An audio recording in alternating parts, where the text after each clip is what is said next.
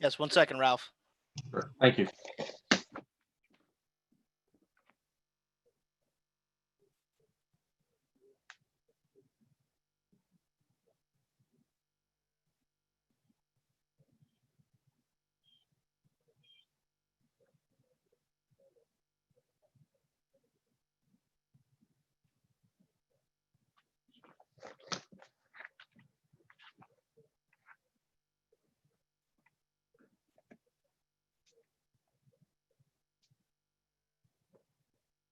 Is it good to go, Brian? Yeah, you're good. All right, thank you. All right, at this time, we will reconvene the Wall Township Board of Education meeting for Tuesday, June 23rd, 2020. Please stand for the flag salute. I pledge allegiance to the flag of the United States of America and to the republic for which it stands, one nation, under God, indivisible, with liberty and justice for all. Mr. Smythe, can we have a roll call, please?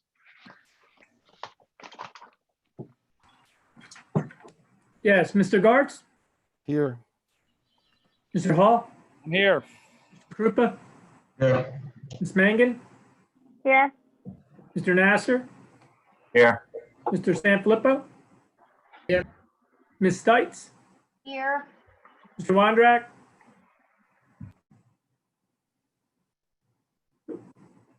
He was just there. Mr. Anesia, Here. Thank you. All right, at this time, we do not have any special presentations, so we will go right into the President's report. I would like to say congratulations to the class of 2020. Thank you to Ms. Sergio and the high school team for all their hard work in creating lifelong memories for this senior class with the use of technology and the in-person pictures. Also, thank you to Ms. Embaum and her team at the Wall Intermediate School for all they have done for the graduating 8th graders. It's really remarkable what these two schools have done to give these students memories that they rightfully deserve in these unprecedented times. I'd also like to say thank you to Ms. Sandy Baloney. She is our food service director, and her staff for all the hard work they've done over the last 15 weeks preparing the food for our free and reduced students. If you've ever had the opportunity to see our food service staff, they operate as a team. They are really incredible people, and I want to thank them for all their hard work over the last 15 weeks. With them and some of the most incredible volunteers I've ever had the opportunity to volunteer with, getting the food out, we were able to, up to this date, give out over 4,900 meals to students in Wall Township over the last 15 weeks. And also for the next 2 weeks, I want to thank the WTEA, which is the Wall Township Teachers Education Association. They received a grant and they're going to be providing meals to these students for the next 2 weeks with the help of the incredible volunteers that we have. So I want to thank them for looking out for our students even after school is over. It's we live in a great town with great people that certainly go above and beyond. So I just wanted to thank everybody for their hard work. With that, we will move on to the superintendent's updates. Dr. Cram.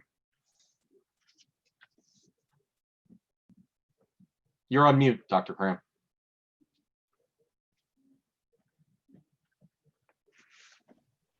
There we go. How's that? Perfect. I was saying that my role as acting superintendent will be ending in the next few weeks. During these last weeks, the focus has been on school closing activities and ceremonies and making preliminary plans for summer activities and planning for an effective transition of the superintendency to Dr. Handerhan. I will be providing the board with 2 reports before completing my work. One is related to my review of the Central Trailer controversy, and the other will be suggestions and recommendations regarding the district's operations for the board and Dr. Handerhan to consider as they move forward. With respect to the year-end ceremonies and commencement, I joined Mr. Adonisio and the board in congratulating the principals and their staffs for the virtual graduations for the intermediate and the high school, which were held on June 16th. Elementary principals are also to be similarly congratulated for providing what they had as alternative ceremonies for their fifth graders, which were well received. Planning is continuing for the in-person graduation for the high school and a PTO-sponsored celebration. The intermediate school is not planning for an in-person graduation based on their survey results. However, its parent organization is also planning a celebration. The application for the high school graduation will be sent to the Department of Education this week, following approval from the Wall Township Police, the Office of Emergency Management, and this Board of Education. As conceived, the plan proposes one ceremony with one guest ticket for each graduate. The plan was developed with the school's parent organization, the class advisors, and class officers. Based on survey results, it appears that approximately 50% of the students will plan to participate in the ceremony, which will increase the number of guest tickets available for those who do. The plan meets the New Jersey Department of Education graduation requirements and will be staffed by the administration, the SSOs, and volunteer staff. A mandatory practice is planned for Tuesday, July 7th at 9 a.m. with the ceremony planned for 6:30 p.m. on July 8th. The rain dates for those activities would be July 9 and 10. All students and guests and staff in attendance will be required to wear masks, observe social distancing, and complete a brief screening survey. The program will be limited to the Pledge of Allegiance, a principal's welcome, a class president, and the class president leading the group in the tassel churning. There will be no performances, and students will recess immediately to their cars. If the DOE regulations or executive orders are modified, any of those modifications will be incorporated to the planning as we go forward. With respect to school closing procedures, plans for the remaining locker cleanouts, return of school property, and retrieval of student belongings have been finalized. The latest guidelines for locker cleanout are being observed. At the high school, lockers are being cleaned out this week for grades 9 and 11.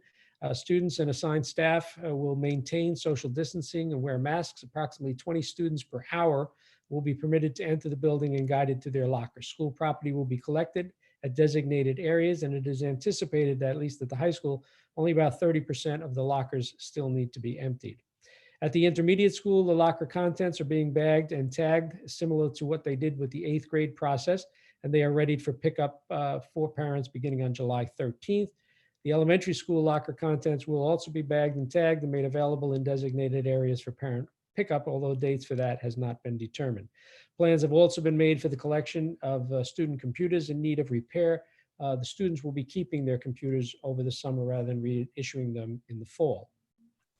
On the program, on the agenda tonight, rather, there are summer remediation activities that are being asked for. The programs planned for the summer are recommended to the board this evening include the virtual extended school year, some summer curriculum writing projects, the RTI data teams, which are responsible for assessing student performance and making recommendations for levels in the coming year.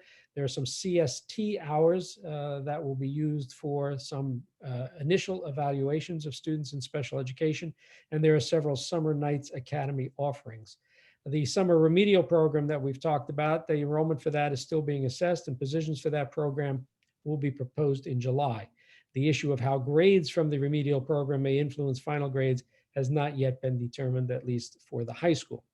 Supervision of the summer activities may prove challenging with the resignations of 3 supervisors. Alternatives being discussed include the extra pay options in the existing collective bargaining agreement for supervisors and the utilization of substitute administrators. To my knowledge, no applications for the use of indoor facilities, are being processed, but there are recent NJSIA guidelines, which we reviewed earlier this evening regarding summer athletic activities and especially summer conditioning.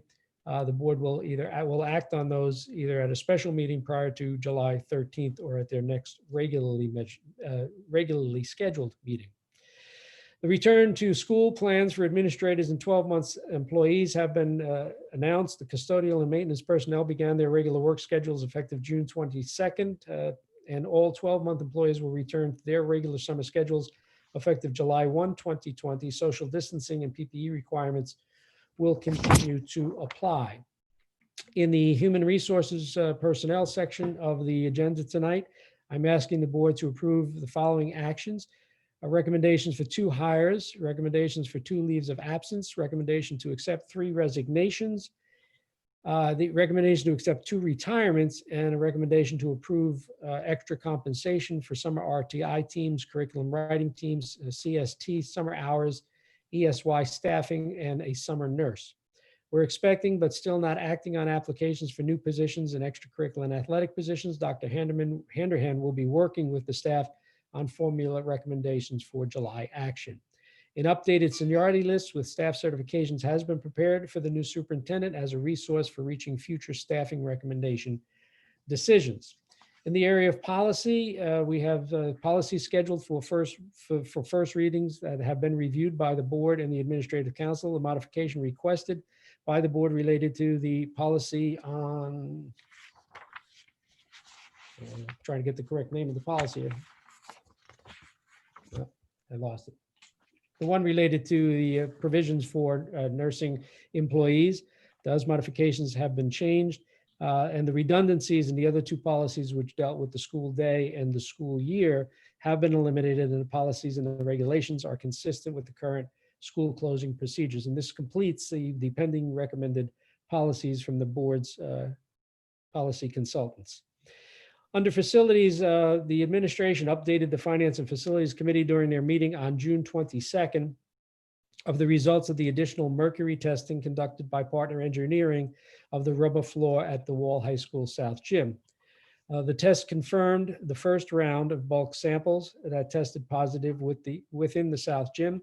Testing for mercury vapor was also conducted, and all samples indicated that the mercury vapors monitored were below the recommended limits and the New Jersey Department of Health maximum containment level. The recommendations from the report are that the mercury levels can be managed by ventilation and temperature control. To ensure that mercury vapors are properly controlled, the district will, as recommended, perform quarterly and seasonal air samplings, maintain the room temperature and ventilation system, use non-abrasive methods to clean the floor, and if the flooring conditions change, such as signs of deterioration, additional testing of the floor will be conducted. Installation of air conditioning to control temperatures in that room was recommended, was not required at this time. It is the administration's recommendation that the board accept the corrective steps outlined in the report as an interim step, and that additional testing be done to further determine the source of the mercury, and that longer-term plans should be developed to replace the floor if that proves to be necessary. In the category of miscellaneous, there are a couple of items I'd like to just talk about briefly. I'm sure Dr. Gleason will have more to say about both of these when she returns, but we have received the HIB grade report from the DOE, which is the self-assessment of the district's anti-bullying program. The report indicates a district grade of 77, where the highest grade is 78. Individual schools rated between 75 and 77. And the only corrective action the report indicates would be additional training for the instructional staff in identifying and reporting incidences of bullying. We also have the NJSLA science results, which Dr. Gleason was prepared to discuss with the board as a special presentation. The material was sent to the board members for your review, and she discussed it briefly last week in the workshop.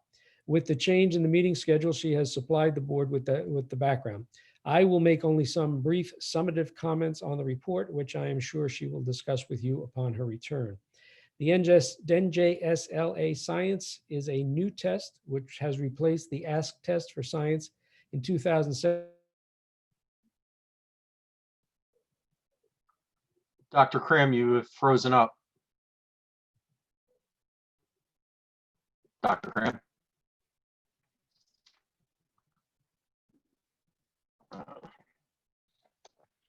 Okay. He is frozen.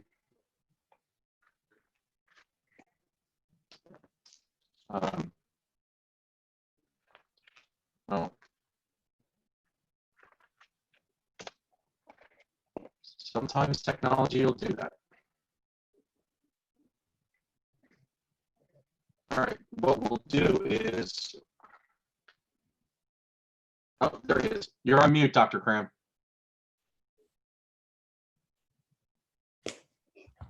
You're Okay. back. Back in action. I don't know where did you lose me? You were talking about only making some comments on it, Okay. and All right, that was the Sla Science Results. yes. I'm just prepared to make some summative comments. The board, as I was saying, had quite a bit of data presented to them. Just to put that in context, this is again a new test that was put in place in 2017 for grades 5, 8, and 11. This was the first year that baseline data was established for that test. Approximately 750 students took the test, which is designed to measure New Jersey learning standards for science. As with most new tests, the emphasis is on application of scientific concepts rather than memorization of facts. The scores represent 4 levels of performance, with level 1 being minimum understanding and level 4 being representing an advanced performance. When comparing student performance for levels 3 and 4, Wall students compared favorably with the statewide results and are competitive when compared to comparable districts such as Homedale, Matawan, and Ocean Township. The results are designed to measure the curriculum and the instruction in science and will be used to both modify the science curriculum and the instructional frameworks. And again, I know Dr. Gleason has a lot more to say about the test results and will probably do so at a future board meeting. In conclusion, I just want to thank the board for the opportunity to serve as the acting superintendent and for all the support I've received from the board members and the administrative team. The Wall schools can be very proud of the district's response to the challenges presented by the pandemic.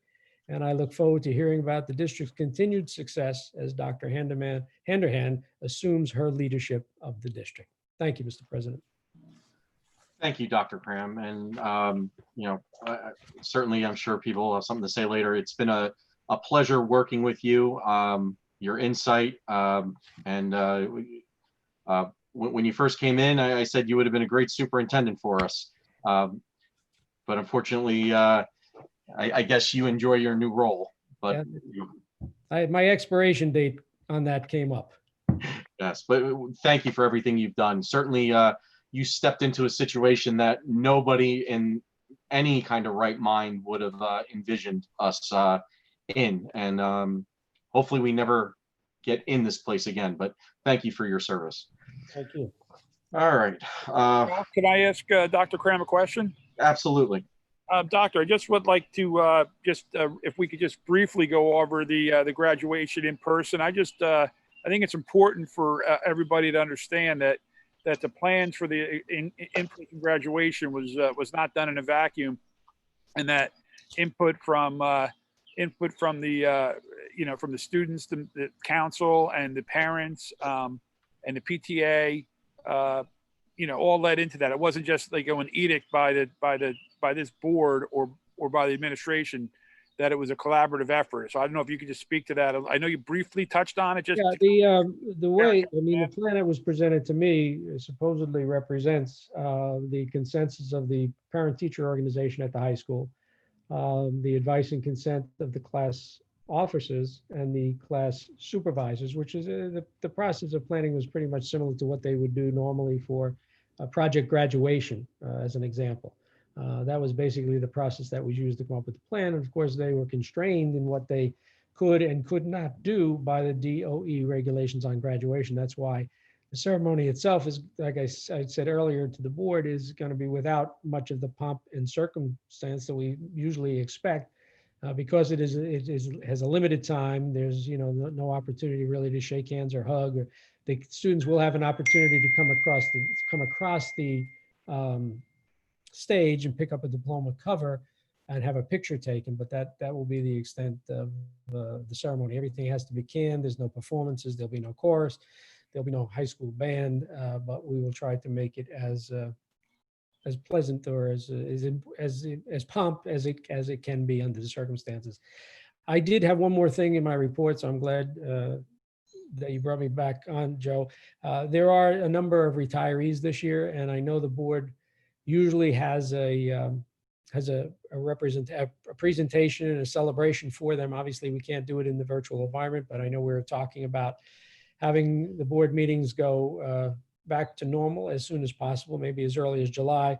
So I would just like to read the names of the retirees and the years they were in the district, and then ask you to invite them back at some future meeting so that they can be appropriately recognized and perhaps more color more color commentary can be added to them. I'm at a disadvantage here in that I do not personally have knowledge of these individuals, but they include Luann Estelle, who is in the transportation department. She joined the district in 2011. Valerie Hunt, instructional paraprofessional at the Allenwood School, who joined the district in 2001. Susan Parson, a computer teacher at the high school, who joined the district in 2002. Gerald Schulte, a science teacher at the high school, who joined the district in 1985. Michelle Stevens, a family and consumer science teacher at the high school, joined the district in 2002. Lisa Eknonian is the art teacher at Central, and she joined the district in 1991. Robert Neal, a math teacher, who joined the district in 1992. Leilani Kramer, who is in the transportation department and joined the district in 2011. And Joanne Ryan, who's an instructional para at Wall High School, joined the district in 1995. And those will be in addition to the 3 retirees we're having tonight, those are the retirees from the school year of 2019-2020. Thank you. Thank you, Dr. Graham. I do know one, Lisa Knoyen, and very talented, great teacher. And I think she's actually much too young to retire. But I guess she wants to have an endless summer. So good for her. Christine, you had something? You're on mute. There you go. Yes, I'm sorry, just very quickly. Dr. Cram, would you mind just clarifying the date of the graduation practice and the date of the actual graduation for high school that's being proposed? Yes, the practice will be held on July 7th at 9 a.m. It will be followed by the celebration that's being sponsored by the PTA, where the students will have an opportunity to gather and catch up and maybe sign yearbooks or whatever kinds of activities they would choose to do at that. And then the graduation itself will be on the 8th at 6:30, I believe, at the football stadium. It was 6 or So 6:30. not on the 9th? I thought originally we said earlier that the graduation itself was on the 9th. I could be wrong. That's just why I want to clarify. Yeah, I believe the 9th and 10th are the rain dates. It's a schedule for the 7th and 8th.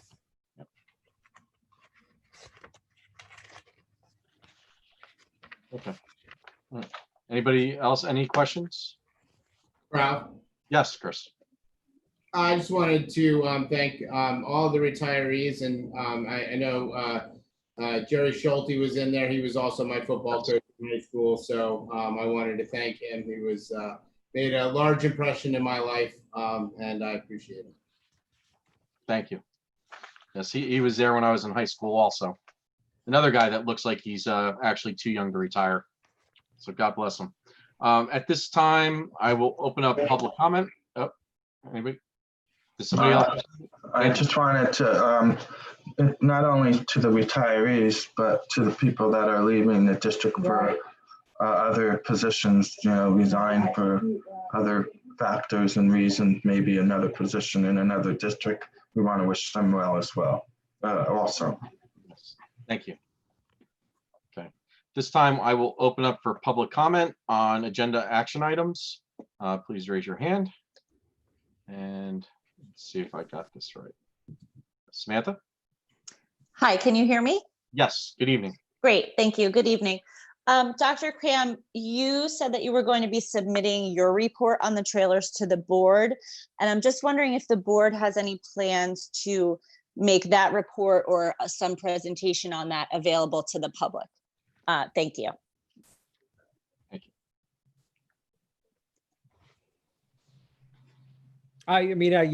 The plan has always been for me to submit the report to the board when it's completed, and that the board would make its decision about how and to what extent it wants to make the report public.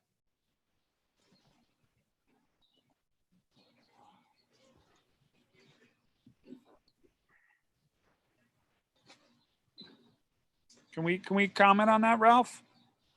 Just hold it, Joe, for a second. Ms. Cross?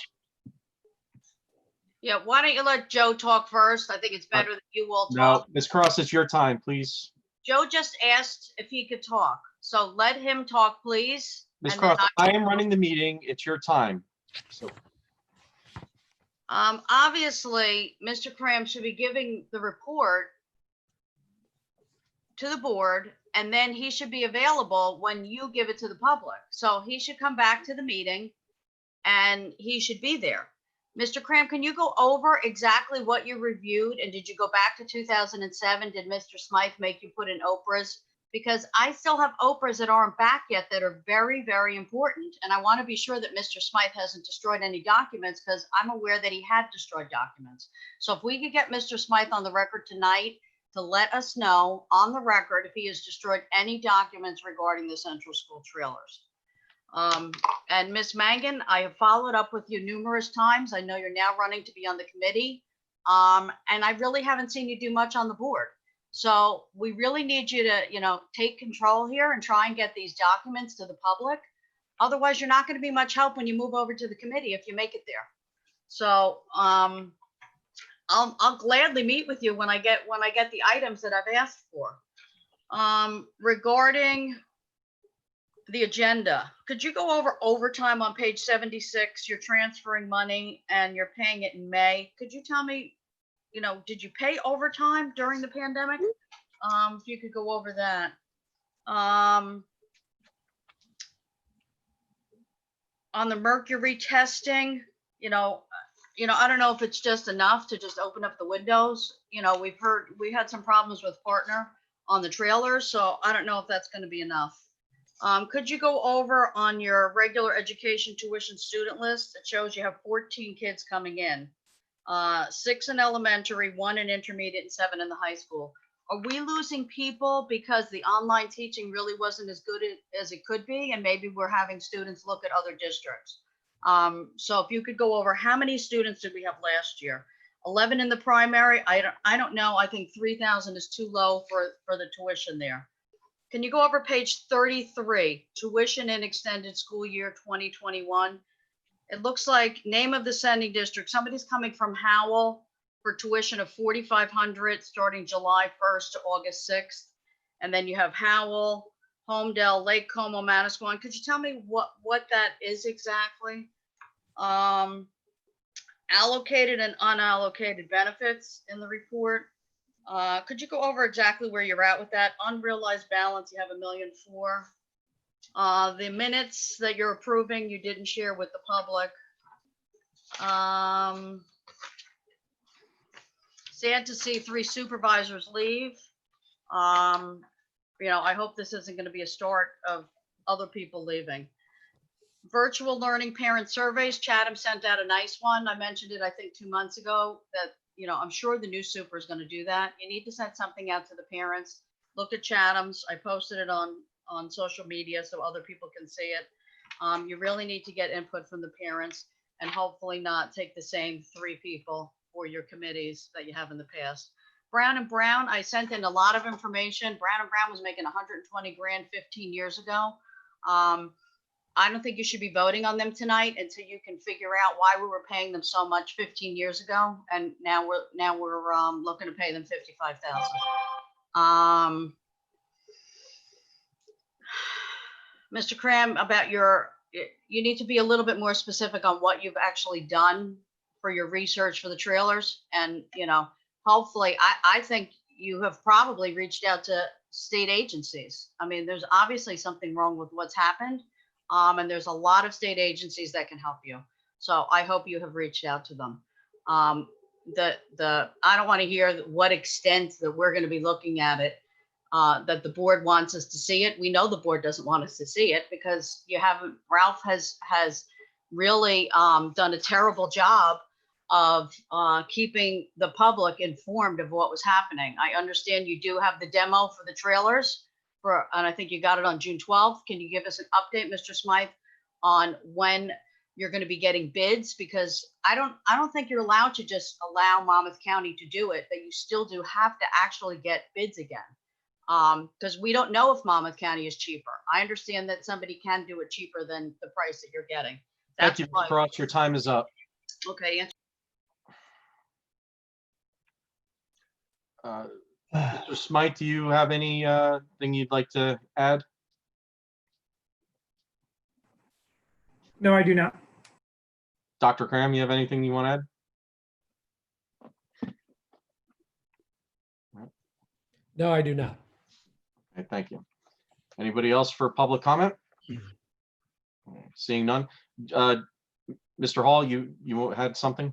Yeah, and again, I'm speaking for myself. I don't know how the rest of the board feels, but I think the intention that we were under and that I certainly am for is that when Dr. Cram finally presents his report, we expect it to be, being able to be given to the public. And I think that was what we were all under when we did it. I don't think we can, have a report done and then give it to us, and then that doesn't do us any good. We're trying to show to the public that things that happened years ago, whether it was different boards or different people, whoever, I'm not casting aspersions on anybody who comes up here and wants to do this job, because God knows it's you don't make a lot of friends. I don't think anybody here is trying to hide anything, and we're trying to get it out, but we're trying to do it in a way that's respectful and all of that. So I for one, I'm going on record today saying that when Dr. Cram presents his report, my expectation is that we make it public.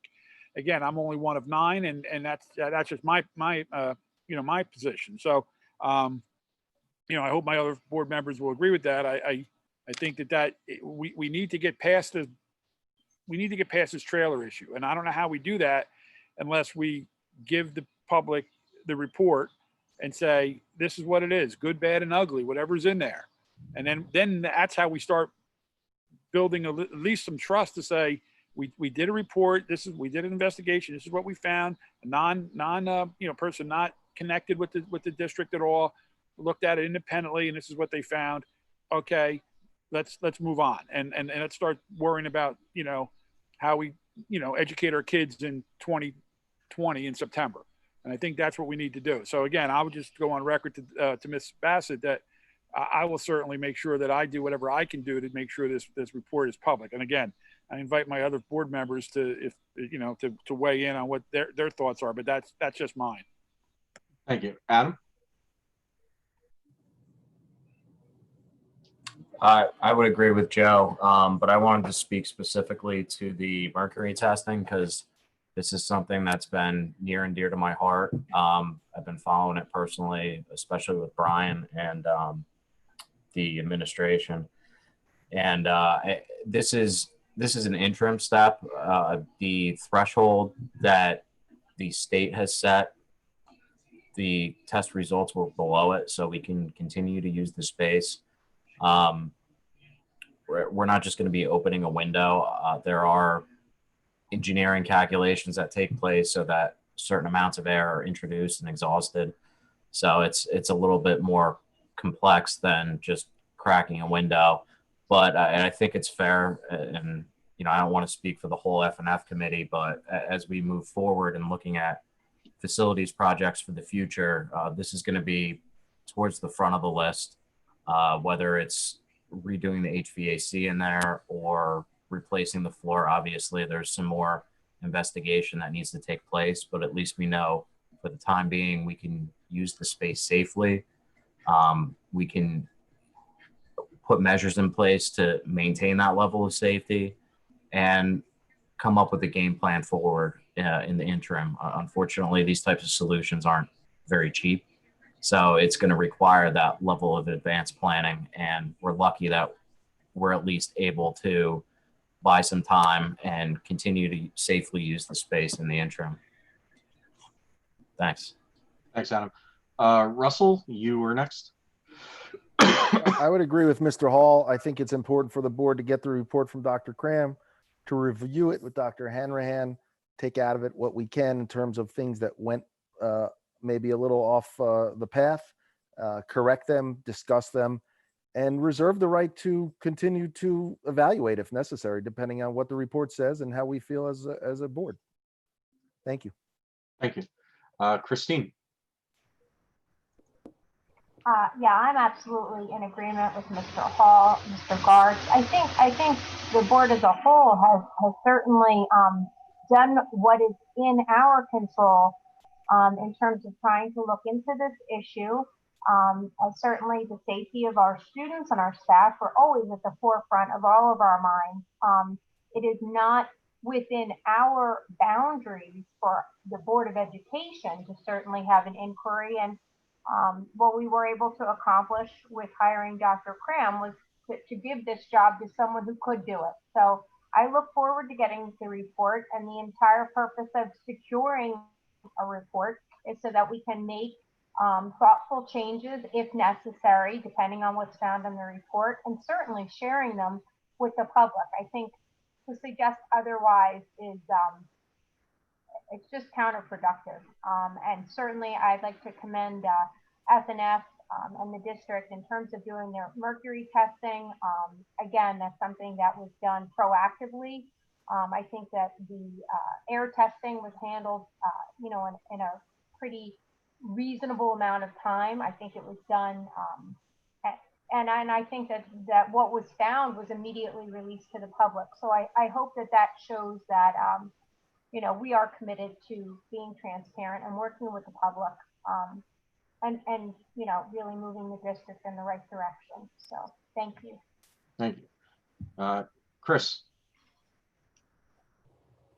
Yeah, I mean, I just wanted to echo what Joe and Russ and Chris and Adam and everyone has said, that it was I thought fully understood that we were certainly going to share what Dr. Cram finds with the public, and use that for purposes of how we do things better, things that we did right, things that we did wrong.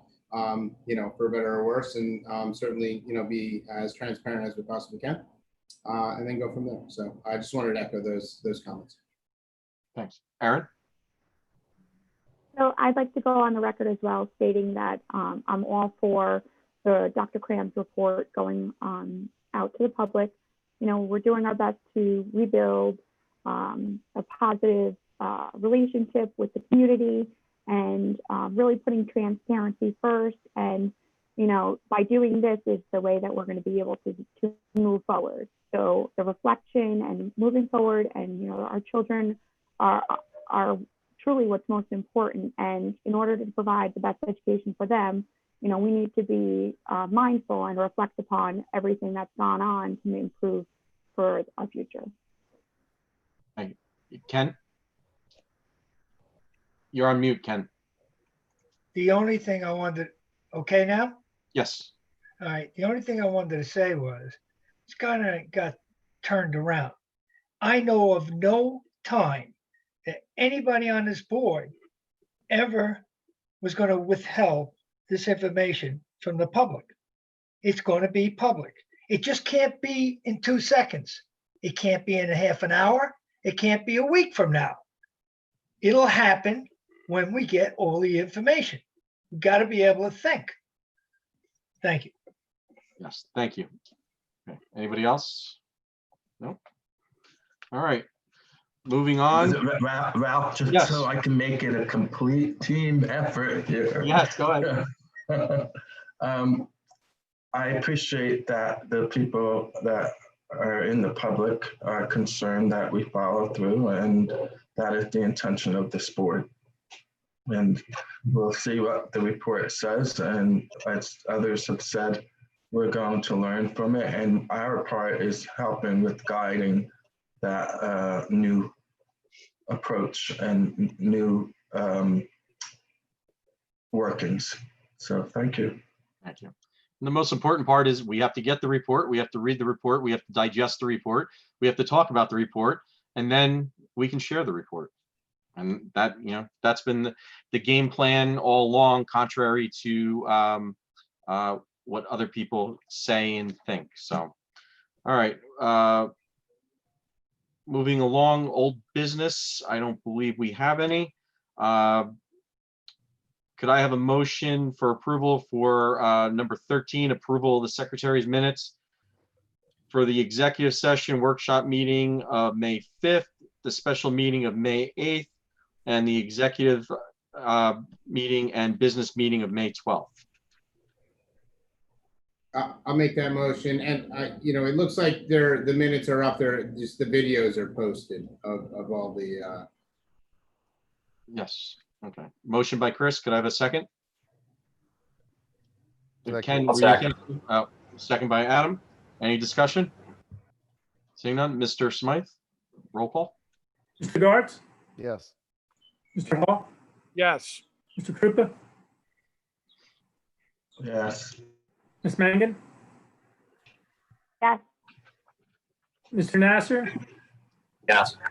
Mr. Sanfilippo, yes, Ms. Stites, Yes. Mr. Wondrak,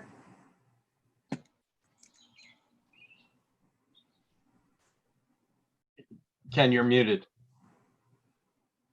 Yes. thank you, and Mr. Adenizia. Yes. Thank you. Number 14, policy. Could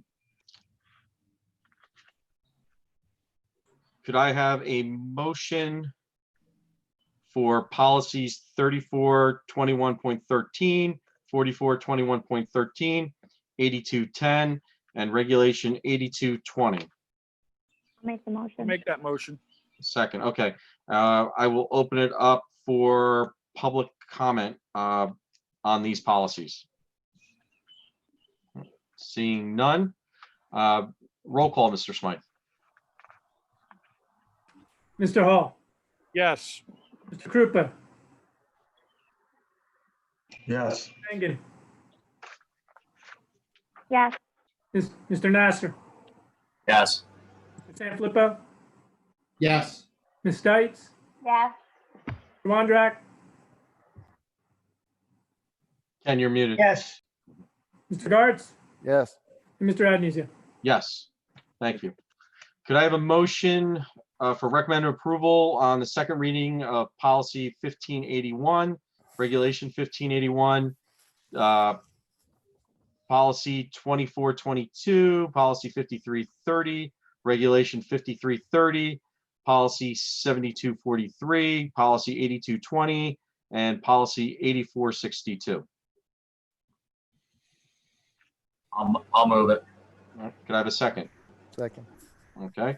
At this time, I will open up public hearing on these policies. Seeing none. Roll call, Mr. Smythe. Mr. Krupa, Yes. Ms. Mangan, Yes. Mr. Nasser, Yes. Mr. Sanfilippo,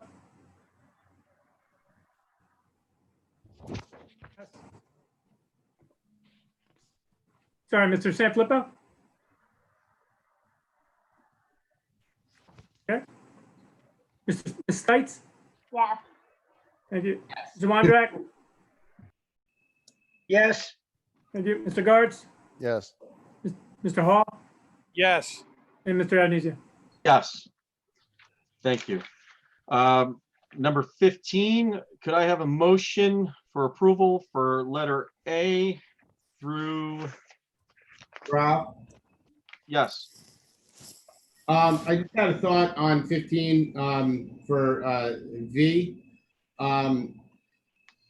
What I was hoping, because we haven't really appointed a new attorney in a while, and I thought maybe we might, and I don't want to jump on anybody's feet in F&F. I'm sure that they did a great job of vetting different firms. But I just thought maybe for the public we might have an open forum to have any of those law firms that put in for the position to give a presentation to the public on that. So I would be making a motion to put V as its own. Sorry, Mr. Sanfilippo, before we discuss the items, can we have a motion for them? And then we can have a discussion regarding them. Okay, so I would like to motion to table V. okay. Brian, I'll make a motion to move A through all of 15. Well, we I'll have, second that. well, Chris made Now a we can have motion first. discussion. Now you can make a motion to table V. If, All right. so Chris, do we want to discuss? Chris, what's your motion? My motion is to table V for the time being so that we can have some of the attorneys firms come in and actually do a presentation if we're going to try to get to some live meetings so that we can have those presentations similar to, when we hired the superintendent search firm. We brought a few different folks in, gave them, kind of a clock, and I thought it might be just a little bit more open of a process to the public. That was all. Okay, just 1 second. The first thing we need to do is have a motion to put it on the floor, which we have a first from Mr. Nasser. I need a second for items 15A through SS. Second, Brian, I second that. Okay, thank you, Mr. Gartz. Now you can talk all you want about what you would like to table or have further discussion on. Thank you. So Chris made a motion to table V. So I need a Well, second. Are we going to continue to discuss this? Because I don't think we should table it. I think, If there's not a second, there's no discussion. Yeah, we need if there's a second, is there I'll a second? second it. I'll second that motion. All right, so there's a second to table V, so discussion. Adam? well, can you discuss tabled vote? Yeah, we have to do a roll call on it. So, similar to the rest of the professional services, we whittled this down from 15 different attorneys. At that point, we went through the process of, similar to all the other professional services we went through, and we came to this conclusion as a F&F committee that this was the most attractive, not just rate, but firm with regards to the skill, their resume, their presentation, the whole nine. To go through and do all 15 different firms is going to take us probably 6 hours. This is why we do a committee structure and we don't do a committee as a whole when it comes to this type of stuff. So, my thoughts are, if we're going to go back and start messing with the process that we've come up with, that we move back to a committee as a whole for everything that we're doing. We can't have it both ways. So those are just my thoughts. Mr. President? I have Yes, my hand up. Oh, sorry, go ahead, Russell. So just for the record, it was discussed prior to committee going to look at these RFPs. It was presented to the board. The full board received all of the RFPs for the attorneys on April 24th, which is roughly 8 weeks ago. On May 13th, the F&F committee met and was given instructions by me, the chair of that committee, to review 15 firms and bring your top 4 or 5 to the meeting for a discussion to discern who we wanted to bring in for an interview. At the end of that discussion, I can provide more details about that meeting if anybody would like, but at the end of that discussion, we had not a conclusion on who those would be. So an email went out on May 15th at 6:45 a.m. reminding the finance committee about submitting via email who your top 4 or 5 would be. And then at 9:45 on May 15th, another email went to the F&F committee after there was feedback received. On May 27th, we met with 4 firms and we interviewed them extensively. And we all chipped in as to what the questions would be. And we had the ability to ask our own questions if something came up in the discussion. On June 9th, the workshop meeting 2 weeks ago, the recommendation was made to this full board that we would like to move forward with Scarillo and Cornell. At that time, Erin, to her credit, asked questions about a couple of what I would call innocuous points about their not settling a contract in 2 of their districts. And I followed up with Erin the next day and said to her, if you have any other questions, I'd be happy to discuss. And she mentioned another one about the union and their feelings about this law firm. And now we're here June 23rd, and there's a motion to disregard 8 weeks of time and effort and thoroughness and an approved board procedure and process, which is extremely valuable to any board. And a board is an unnatural group of people coming together. So if it doesn't have process, it doesn't have anything. So I find it laughable and kind of disgusting that this motion is being made. Thank you. Thank you. Andy? You're on mute. Thank you. I agree that we're seeing some changes with how we're doing business with regards to committee of a whole and then the subcommittee structure. It's going to happen and it needs to happen. We have a 9-member board, of which 6 were brand new, and 3 others that have different levels of experience and time on the board. And we rallied together to do some of the things that we needed to do together. And look, we got a great superintendent coming on, and there have been other things that we've done together. So, and that's going to continue. And I'm not going to go into what some of our plans are for the future right now, though we have to do that as a group, discuss that with retreats and training, that kind of thing. The Finance and Facilities Committee is doing the legwork for me, for all you other 8, and for the community. And so if we're looking for trust with anybody, we have to start practicing it and exhibiting it with each other. Asking questions does not mean you don't trust somebody. It means you want information. So is there any information I need right now? I don't think so, but maybe Chris or somebody else has it.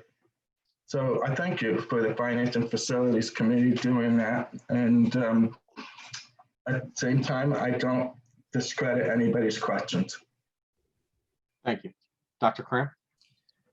Yeah, I normally don't enter into these discussions because the selection of the attorney is certainly the prerogative of the board. But, you know, following up on Mr. Krupa's comments and Mr. Nasser's comments and Mr. Gartz's comments, one of the observations that I've made of this board, and I know part of my responsibility was to try to provide feedback to this board, is the way it is kind of schizophrenic about whether it is a committee of the whole or a committee structure. And you kind of you have one foot in each world, and for the most part, it works when there is trust with the committee. Now, I wasn't in on the meetings of the F&F committee as it dealt with the attorney, but I did sit in with the F&F committee when they did their work with respect to the selection of an insurance company.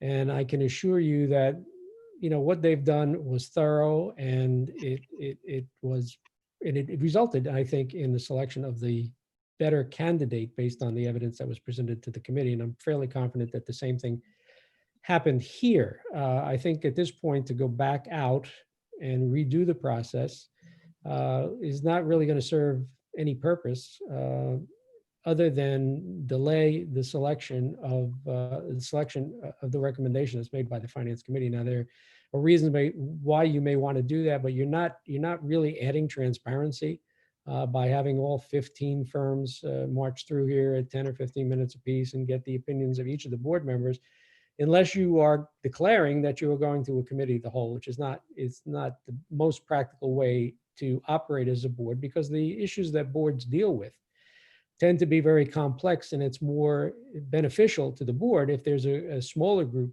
within the board who kind of develop an expertise in those decisions that have to be made. But that is dependent upon the rest of the board having trust in those individuals for making the appropriate recommendations. I don't know what the genesis is of, again, and this is not the first time that we've had these 11th hour kinds of decisions that crop up after we've had conversations in workshops and we've had committee meetings, and then all of a sudden, you know, somebody says somebody doesn't want to do something. The board can't operate effectively like that, and I would certainly discourage you from from postponing the decision that has been researched and made a recommendation by the Finance Committee. I think it will really do damage to the trust and faith and competence of the individuals who have worked hard to bring this decision before you. Chris? I wasn't trying to foo-foo any of the work that was done by FNF. I know you guys put in a lot of time and effort in that, and I appreciate that. I just felt like, if we're, trying to get back to some live meetings and different things like that, and we were going to, have some availability to possibly bring some people in, I think the attorney is an important decision that this board makes. I think the attorney, is right in there with us in executive session. And I certainly trust, what the FNF has done. I again, as I think an available kind of shedding some light to the public and giving them, an option to see as well, so that they can see, that we're doing our jobs correctly as well. Thank you. Andy? Yeah, I think what kind of happening right now is we're kind of organically demonstrating to the public how this board wants to work and be seen. And there will be more of this done in committee as we start to use the committees. We're only using FNF right now. And one of the things that we've talked about as a group informally amongst each other is, how we'd like people to know things. But, there is such a thing as too much TMI, right? It gets messy. And we are in this position right now because the public trusts us. And we're demonstrating trust with each other. And until otherwise, I would like to, here's a question. Will this lawyer group be instructive in terms of helping us develop as a board? Any member of the FNF want to answer that, please? Their recommendation was that they sent us a calendar of monthly seminars that they can provide us on different legal topics, as they've done in other districts, as well as respond to ongoing, challenges or needs that we have from a legal standpoint. So education is paramount to their partnership with us. Their lead partner is a former guidance counselor. One of their partners is a former school business administrator, and another one of their partners is a former school teacher. And part of the discussion that we had during the committee was we felt that insight to the profession, to the organizational structure of a school district would be valuable. Thank you. Russell, you had something? Yeah, I just wanted to follow up. I can appreciate Chris's concerns, that he wants to show trust and get in front of the public. And I hope and trust that those concerns are his motives, as well as whoever else is in support of this to have brought it up. I think what's important to keep in mind is that there was 8 weeks to bring this up. And if there was a motivation to inform the public and include the public, the lawyer's tenure with the board has been 14 years, well before these last 8 weeks. If there was an ambition to, be more upfront, I believe everybody on this board had the opportunity to communicate that. As I said, I congratulate Erin. She spoke up last week with a few questions. Other than the FNF committee, I haven't heard from anybody else about the lawyers. So I'm wondering, where the vote's going to go. So let's see what happens. Anybody else? All right. Seeing none, we have a motion and a second to table V. Mr. Smythe, roll call, please. Okay, Mr. Sanfilippo, Yes. Ms. Stites,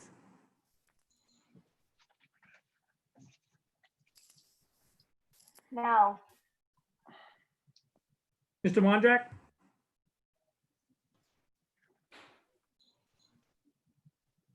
space bar. You have to press the space bar.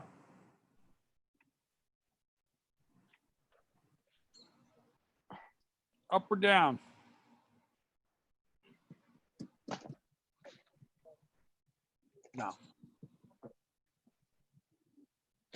Where'd he go?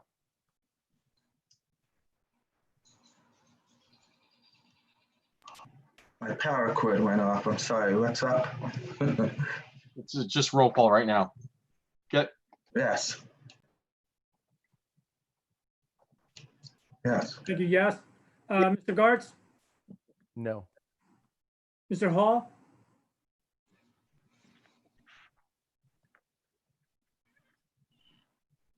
No.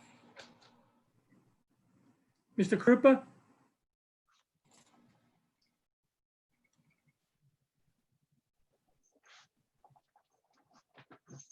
You're on mute, Andy.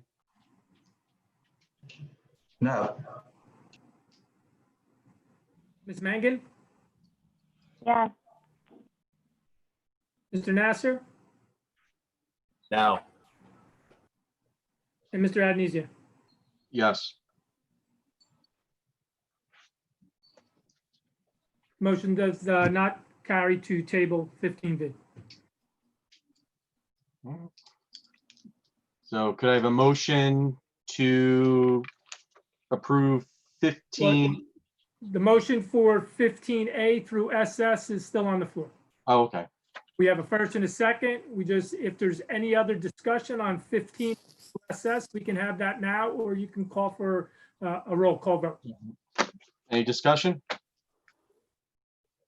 Yeah, I did want to just bring up, I know we discussed it earlier of all the, I think it's H, I think it is, through O.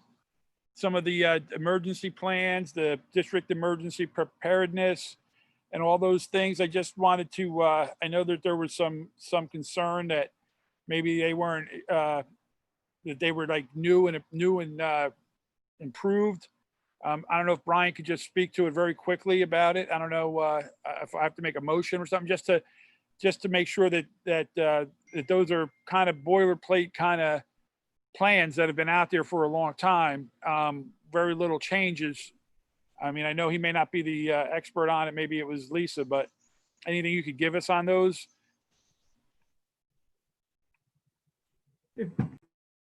Dr. Cram, did you want me to provide a response? Well, I mean, I'll briefly respond that, yeah, basically these are annual reviews of what substantially are boilerplate documents that are modified to be consistent with the policies and practices of the individual district. It's a pretty, I would say, routine kind of an action. But if there are individuals who have expressed some interest in having more time to digest those reports or to make contributions to those reports, thinking that they have ideas that might add value to those policies, my suggestion would be, because there is a time sensitivity to many of them, and I don't know which ones have to be done by such and such a date and which ones can wait. But I would recommend that we approve the policies as they've been presented and extend an invitation to anybody who's interested in deliberating about them and make modifications to them if the board so deems it appropriate, that the suggestions or recommendations that are coming in would enhance those reports and policies. Fantastic. That sounds like a great idea.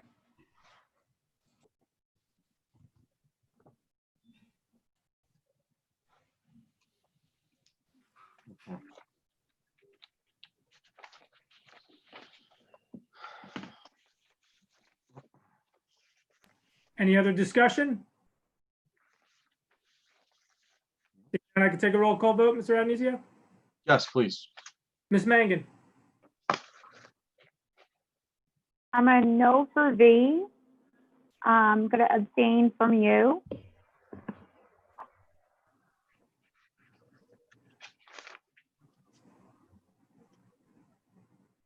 Everything else is a yes? Yes. Thank you. Mr. Nasser? I'm a yes. Mr. Sanfilippo? Yes to all of them and a no on B.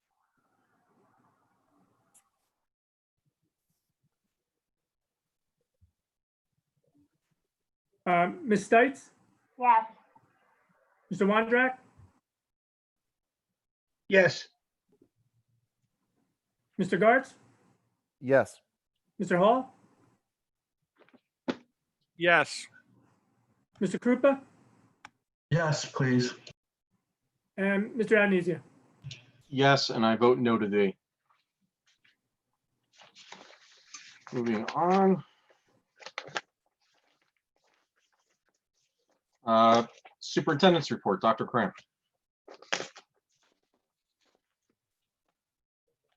You're on mute, Dr. Cramp.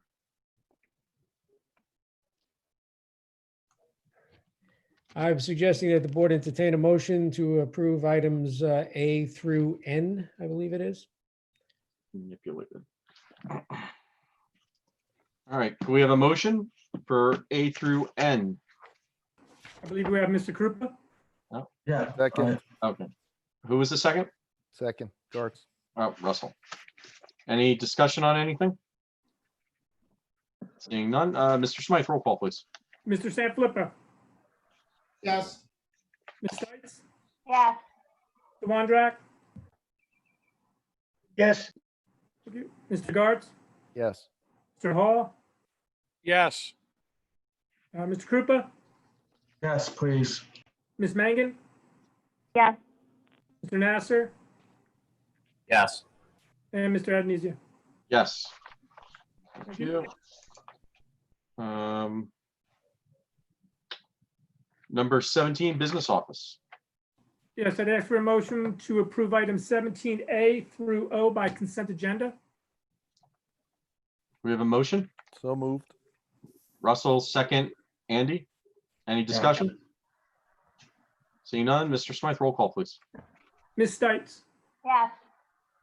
Mr. Wondrak, yes, Mr. Gartz, Yes.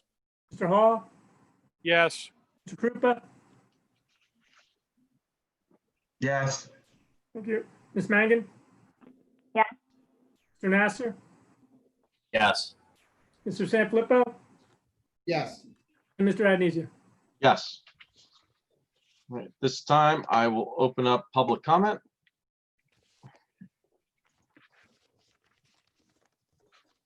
Betsy Cross, Living Wall. I'm happy to see that we're gonna get a new attorney. I just wish we also got a new auditor, architect, basically every professional service. I think what would be helpful is, and you wouldn't get yourself in this mess, is if you had a spreadsheet that showed the names of the firms, what they quoted. I will Oprah now their final document, because Mr. Smythe never puts anything online anymore. He should have up there what your RFPs were, but there's nothing there. So this is where hopefully the new attorney is gonna get everybody in shape here, because you act like we're running a Girl Scout troop. Are you okay, Mr. Adenizio? You're the board president, and you just don't do a great job. And Miss Mangan, you were just like following Ralph, and I can kind of see that's probably what will happen when you get on municipal. Whatever Ralph tells you to do, you'll probably do. And that's very disappointing. Thank you for your insults, Ms. Cross. You're welcome. You didn't go over, I see that, I think at the 455 agenda, you just put in that Provident Bank is now going to be the new bank. That took an entire year. Can you go over how you selected Provident Bank? There should be a spreadsheet. This has been a problem, how we had hidden bank fees for a decade from Mr. Smythe. So that's something that should be investigated, and it should be investigated by an outside agency. And hopefully, Mr. Cram, you have now realized that as well. Something was seriously wrong with TD Bank. And for you to kind of just quietly put this on here and hope nobody noticed and switch over $77 million on July 1st, it makes you notice that something's wrong. So, I keep saying, give me a summary. You won't give it. So, I have no choice but to start asking for the bank statements before Brian starts destroying them. So something's not right with the bank. It doesn't make any sense whatsoever. And it's even more obvious the way you shoved them in here on letter X. Ms. Mangan, you abstained on the broker of record for Brown & Brown. Can you just let us know why you abstained? You have a relationship with them. I think we all need to know what that is. To me, Brown & Brown should not be the broker. If you were going to do anything, I would have held off on that one. it certainly wouldn't have held off on the attorney. And you didn't answer any of my questions that I had regarding the agenda that you all just approved. Are we seeing tuition students? Are they about the same? Are they going down? Why are we paying? We're taking these incoming students in for a month. Can you let me know? All these items, you're trying to be accountable. You're trying to be transparent. And every month you do the same thing. You don't answer any questions. So I'm still waiting for Oprah's. Ms. Mangan, I'll follow up with you again tomorrow. Hopefully you can get them back, because it'll be telling of how it'll work if you make it on the municipal committee. But in the 9 months that you've been on the board, you haven't answered one question. Do have to say I'm a little disappointed. Nobody congratulated my son for winning the AXE award. Very disappointing. We did get the co-star wants to write a story on him. They asked, was the district proud? Who knows? Because not one person congratulated him. So I really would have no idea. And I'm not saying it from the music program. I'm only talking about it from the people that are on the board. And you know how we had to fight to get the district to pay for that one program when you waste so much money everywhere else. Can you go over those reports that you did with Partner Re for the ground soil testing? Mr. Cram, I understand that it would be very hard. You're jumping all over the Mercury, Adam Nasser, that you did such a great job on it. But when we asked you to do the ground testing back in September under the trailers for raw sewage, you did nothing. So that should be, that's another red flag. So everybody knew about it and nobody did anything about it. So 10 months later, going down, I think 6 inches really wasn't enough. And hopefully you had somebody on site from the DEP, because I think they did request to be there. So I'm sure that will be in your report, Mr. Crane. Sadly, it's never about the kids. It just never is. And you can tell that by how you're all fighting about the attorney. If the interest was really about the kids, we Ms. have. Cross, thank you. Your time is up. Thank you. Questions, please.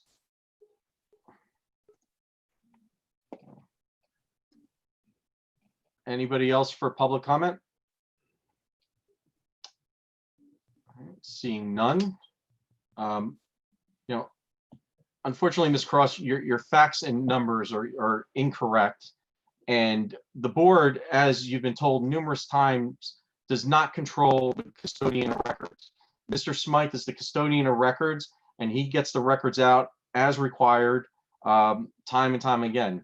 And every month at our workshop meeting, he gives us an update on the number of open requests that are filed, the number that are filled, and the number that are outstanding.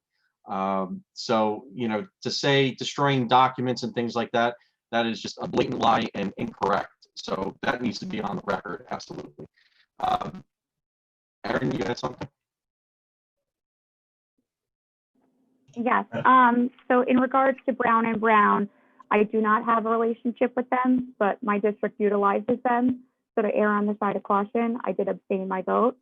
And I did vote for Ms. Cross's son in the AXE Awards, and even sent her an email to congratulate him. It was a wonderful performance. There was a ton of wonderful performances highlighted on the application of where you voted on. And I do believe Ms. Carlo, Janita Carlo, had posted to acknowledge his recognition, because it was so outstanding, such an amazing performance, and a privilege to win such a prestigious award. So we did acknowledge, and I do my best to answer all emails and get people the right answers that they need. So hopefully we get questions answered. Thank you. Joe? Yeah, I just like to go over a couple things here, and again, I respect Ms. Cross's tenacity at the board meetings. I really do. I think we need people like Betsy to keep us honest. I really do. I think I think she does a service, but I think sometimes that we keep going over the same things over and over again as red flags and all these kind of words that just incite everybody. I just wanted to go over this banking thing that we talked about. I told her that I explained it to her multiple times. I went back and I relooked at the YouTube video on January 28th. At the 1 hour and 37 mark, we spoke for 15 minutes explaining why TD Bank interest looked like it did. And I think at the time, back in January, we all agreed that what was going on was wrong. No one on the board was like, yeah, this is great. They're charging us all these fees. I don't think anybody was happy about that. And what we'd said was back then was that these things are cyclical, and that it come July 1st that we would put out RFPs and have a new bank. And that's what we did. We put out RFPs. We got about 6 banks, 7 banks, maybe, I don't know, 5, 6, 7 banks.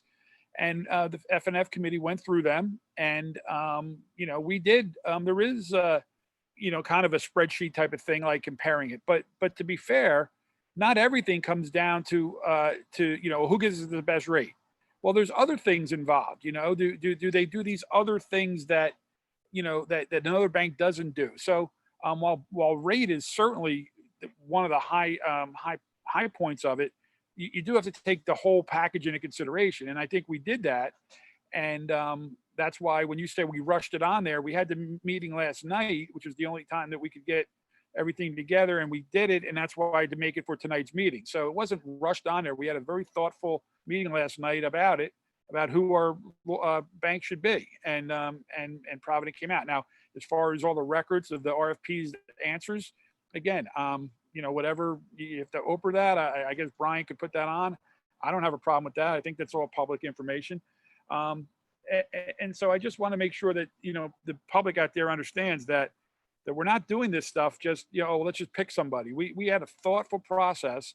We knew back in January 28th, that we were going to do an RFP. You can't do this stuff just like do it in 5 minutes. And then as we started getting into it, then the pandemic came. We shut down the district for the most part. We were worried about just doing the bare necessities. Worrying about a bank in March, April, and May was not something that we were considering. So we got to it when we got to it, and we did a good thing. And I think we ended up with a really good bank that's not going to be charging us the fees, and we're going to be making more interest. So I think it's a win-win. So I think before we start talking about it, I think we need to see it. And I understand Ms. Cross's point as well. How can I see it if someone doesn't put it online? So I understand that. So I just want to make sure that people understand that this stuff, when they hear it all the time, it's not because we're not doing it. It's just the wheels of government turn slow, and we're doing the best we can. And I'm sorry it took 6 months to get an RFP done for a bank, but again, it wasn't our thing. And we did know that July 1st was the deadline. So we got it done when we could get it done. And I think it's going to end up being a good thing for us. So I don't know if Brian has the ability and he could speak to this. Does that have to be Oprah? Is that something that we put on the site, Brian, or is that privileged information? I don't know all that. That's why I leave it to you and with Dr. Cram to see what we can share and what we can't share, and deliberative and all that kind of stuff. So that's all I have to say. Thank you. Thank you. Christine?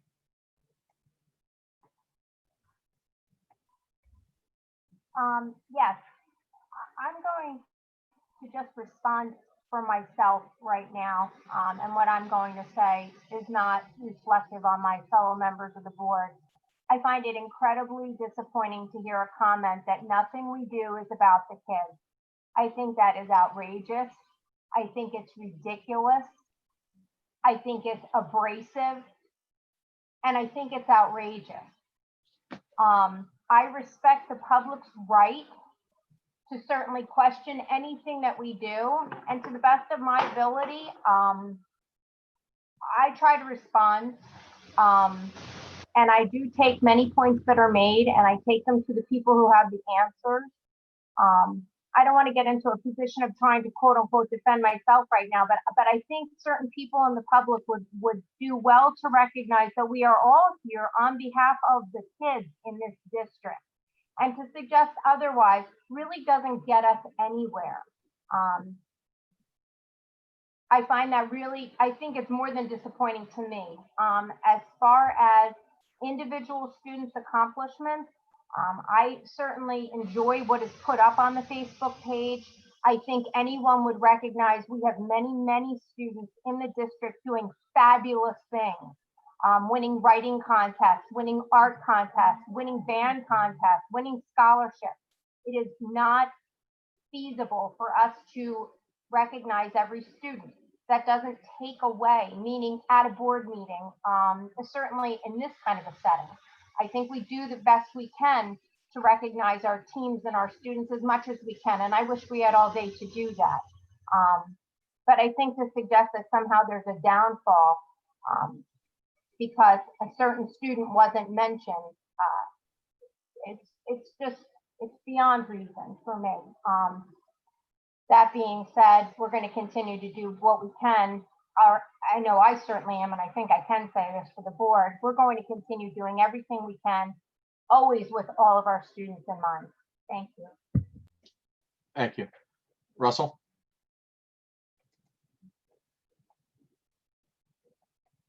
Russell? Did you have something? Yeah, I'm sorry. Andy was next, I believe. Why don't you go to Andy? Oh, I'm sorry. Okay, Andy? You're on mute, Andy. I know, I'm on mute.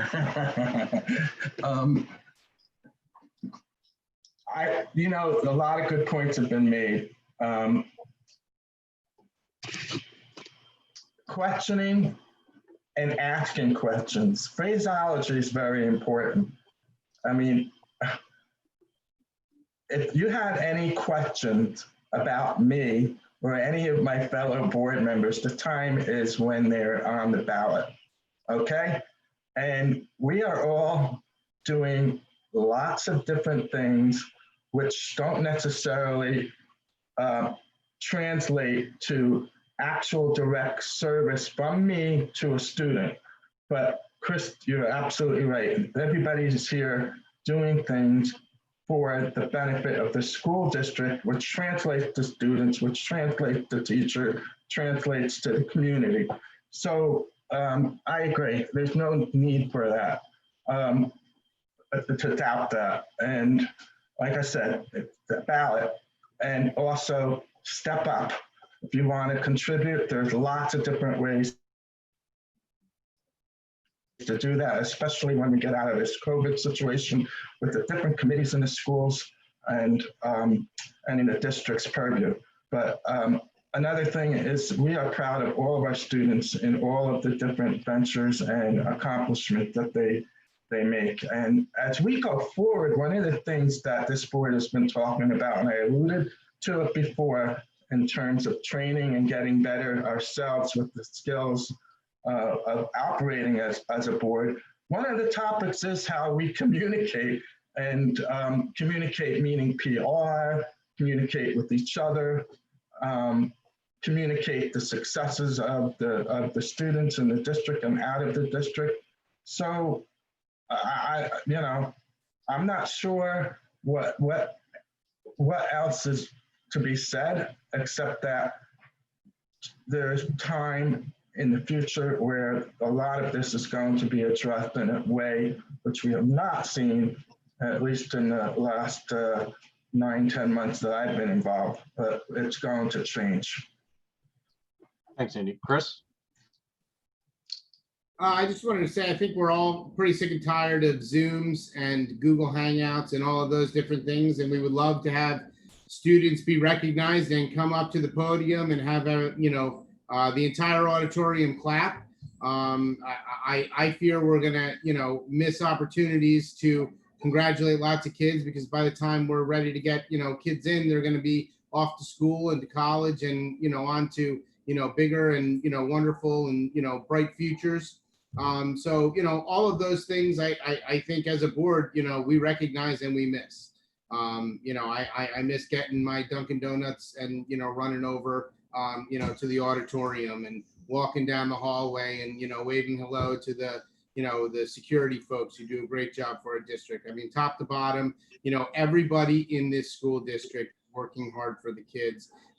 And I think that sometimes, we've been, cooped up for a while, and now we're sort of like, getting, eked out a little bit into the, into the world. And, I think just like, I can't get a haircut, for the last couple of months, we're going to have a backlog of, students that we want to recognize, right? So I think that's, an important thing to this board. I think I look at the, the hearts and minds of, every member on this board, and, we really, want to recognize those facts. And I think that, sometimes they go out on Facebook, and I look, there's 9 attendees here, that are live in this meeting. I know there'll probably be, maybe 30, 40, maybe 100 people that, watch the YouTube video, but I bet, on Facebook, you probably have, more than that, that see the recognition that goes out, from the district. And that's, unfortunately, one of the most powerful ways that we can, show appreciation these days is through, social media and stuff like that. So,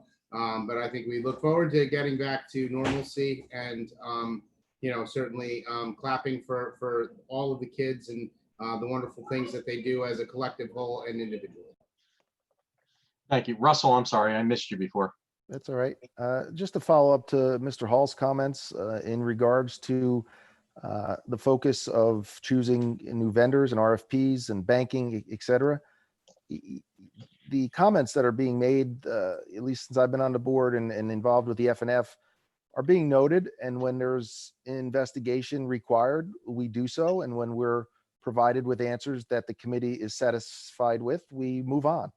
And I think it's important for the committee to know, not the committee, excuse me, the public to know that the FNF committee has a rolling list of agenda items that we continue to work through as we meet.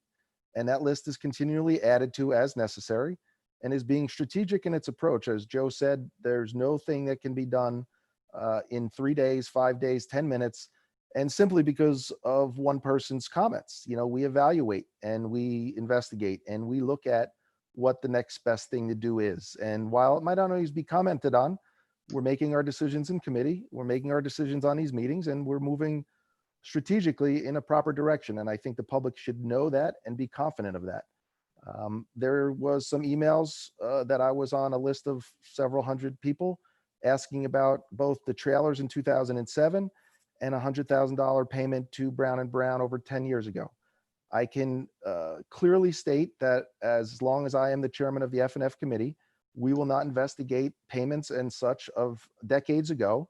If there's illegalities, there was audits and they came out clean. And if there's further illegalities, there's a pecking order of prosecutorial and federal, state, county agencies that would possibly love to hear those accusations. But our FNF committee will not be looking at accusatory remarks of things that happened 10, 7, 12, 15 years ago that through an audit were never identified. And the other thing I would like to make clear is that it's unfortunate that Ms. Cross feels as though her son was skipped over and not congratulated. But I would just like to state on record that it was this board that also increased the amount of money that was paid to allow those kids to attend those programs through the county. I believe that's the program. So I think that's important to know that we do value students and we put our money where our mouth was in that specific case. Thank you. Thank you, Russell. And I think just to touch on that particular program, all the parents going into it knew that there could possibly be an out-of-pocket cost when they did sign up for it, because it was based on the number of students that were accepted. And Wells Township was fortunate that we had many talented students that were accepted. And the district had the ability to say, you know what, only take 10 students, I believe it was maybe 16 or 17 students that were accepted to it. And we could have cut it off, and the board and the district decided to have all those students go. And I remember it was a Friday mid-afternoon when I received a phone call from the superintendent about it. And to her credit, she said, I think we can move some money around and we could fund this 100% for these students because they're very talented. And she just wanted to make sure she had the support of the board. And the consensus of the board was absolutely. So we certainly recognize talent and things of that nature, and making sure our students any way possible have the best they can get to be the best they can be. So I think that's important to say. The only two people that didn't say anything was Adam and Ken. Adam, did you have anything?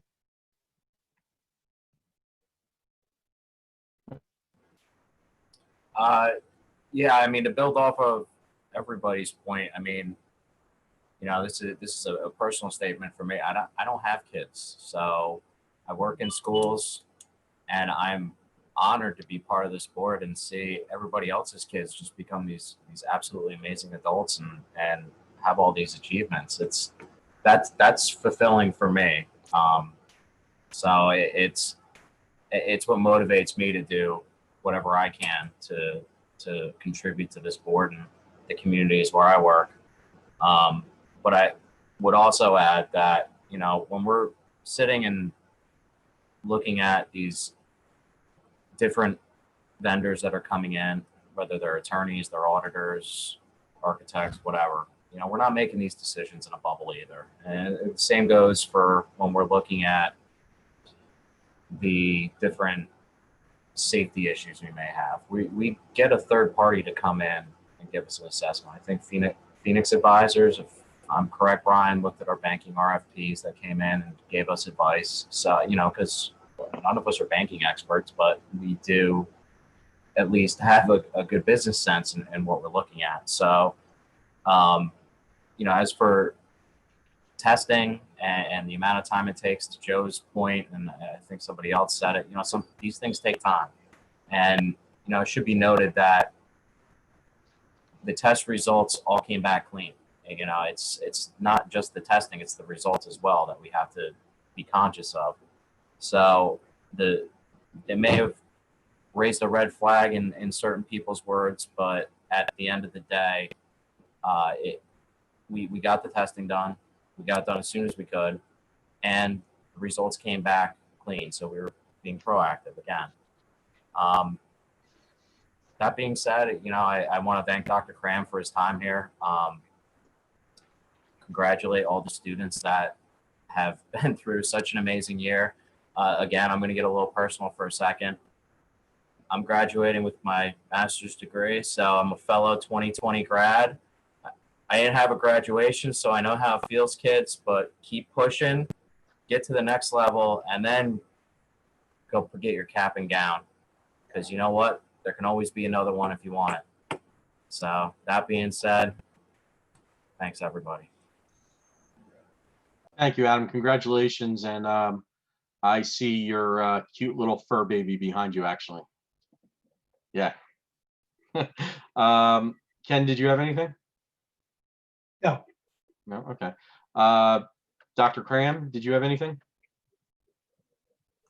No, I do not. Okay. Brian, you have anything? No, I do not, sir. Okay. With that, we will have a motion to adjourn. I'll make that motion. I have a second. Second. Second, Russell. All in favor? Aye. Aye. All in favor. All right. Thank you. Have a good evening.